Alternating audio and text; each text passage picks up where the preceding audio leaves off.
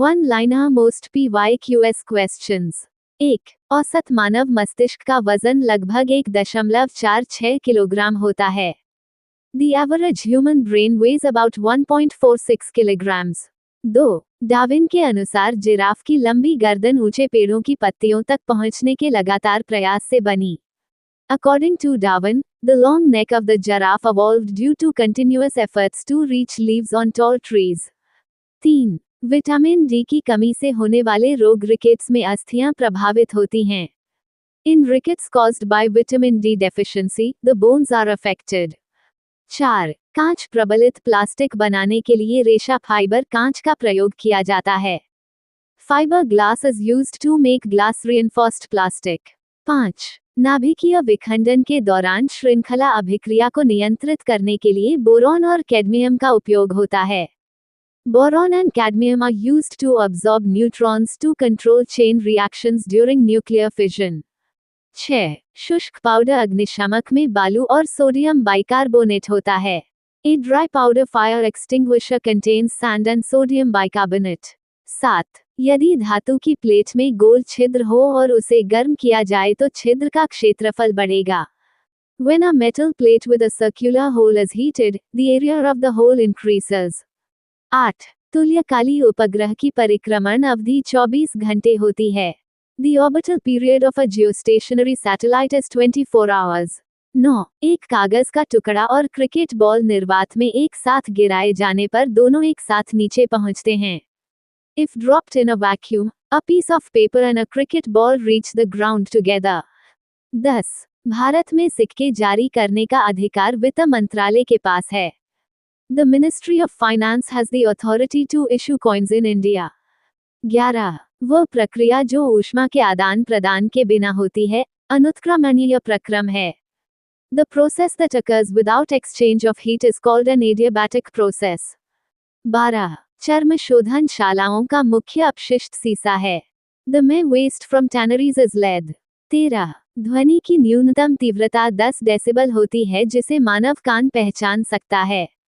The minimum intensity of sound audible to the human ear is 10 decibels. 14. Lok Sabha द्वारा पारित धन विधेयक राज्यसभा को 14 दिनों के भीतर लौटाना होता है। A money bill passed by the Lok Sabha must be returned by the Rajya Sabha within 14 days. 15. Bharat सरकार की लाडली योजना बच्चियों से संबंधित है। The Ladli scheme of the government of India is related to girl children. 16. रासायनिक अभिक्रिया की दर दाब पर निर्भर नहीं करती है। The rate of a chemical reaction does not depend on pressure. 17. Typhoid अधिकतर जल से फैलता है। Typhoid spreads mostly through water. 18. अंतर्राष्ट्रीय चावल अनुसंधान संस्थान फिलीपींस में स्थित है। The International Rice Research Institute is located in the Philippines. 19. भारतीय बाघ का वैज्ञानिक नाम पैंथेरा टाइग्रिस है। The scientific name of the Indian tiger is Panthera tigris. 20.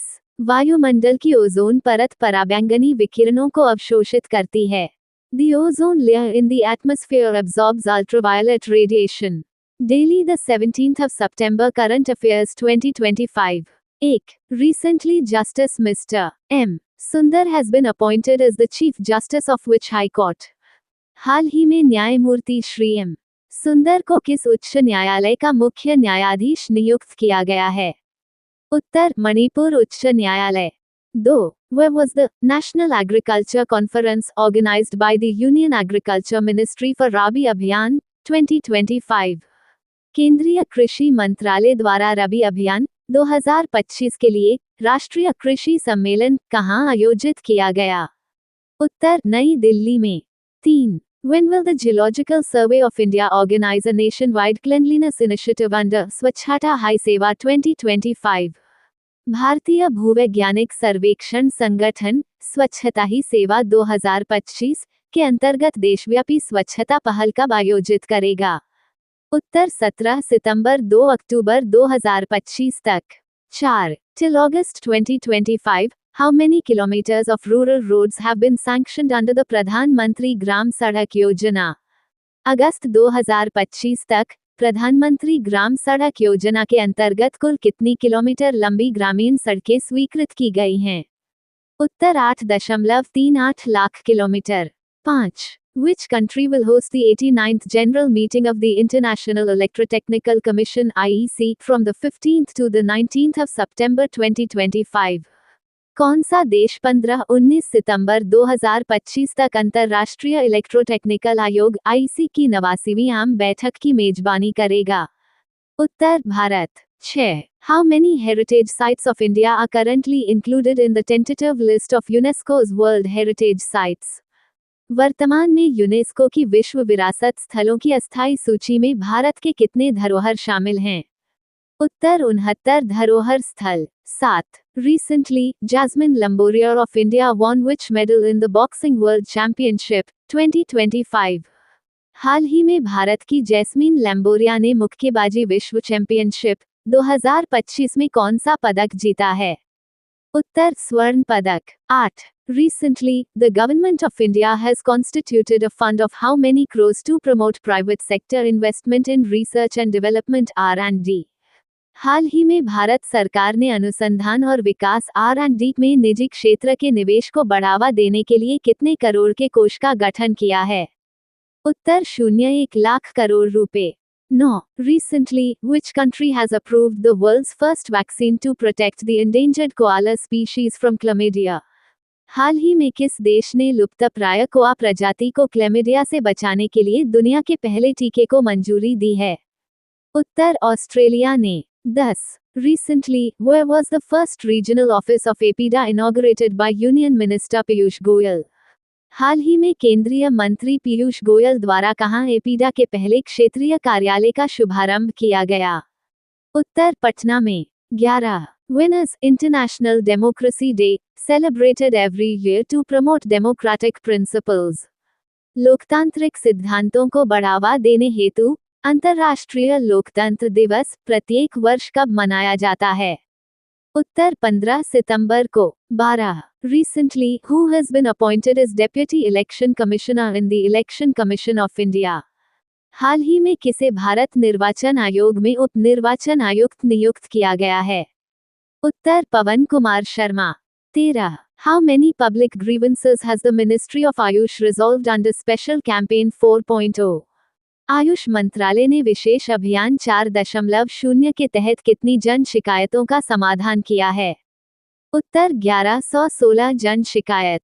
14. In the year 2025, India has achieved which position in the Sustainable Development Goal (SDG) Index for the first time? वर्ष 2025 में भारत ने पहली बार सतत विकास लक्ष्य (SDG) सूचकांक में कौन सा स्थान प्राप्त किया है? उत्तर 99वां स्थान। 15. Who has recently laid the foundation stone of the Center of Excellence in Heritage Languages and Cultural Studies at Mumbai University?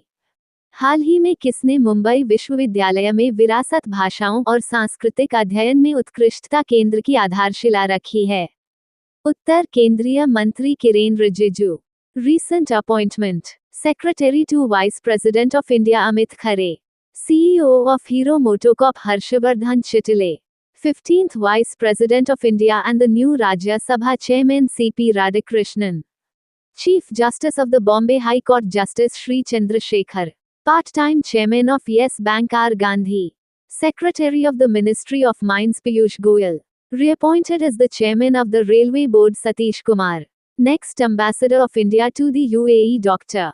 Deepak Mittal, India's High Commissioner to Canada Dinesh K. Patnaik, Executive Director at the International Monetary Fund (IMF) Urjit Patel, Non-Executive Chairman of Jammu और Kashmir Bank S. Krishnan, Vice President and Chief Risk Officer CRO of NDB Dr. Rajiv Ranjan, Deputy NSA to Narendra Modi Anish Dayal Singh, Food Safety and Standards Authority of India FSSAI Rajat Panhani. Thank you. Subscribe Muskan Study Material for daily current affair.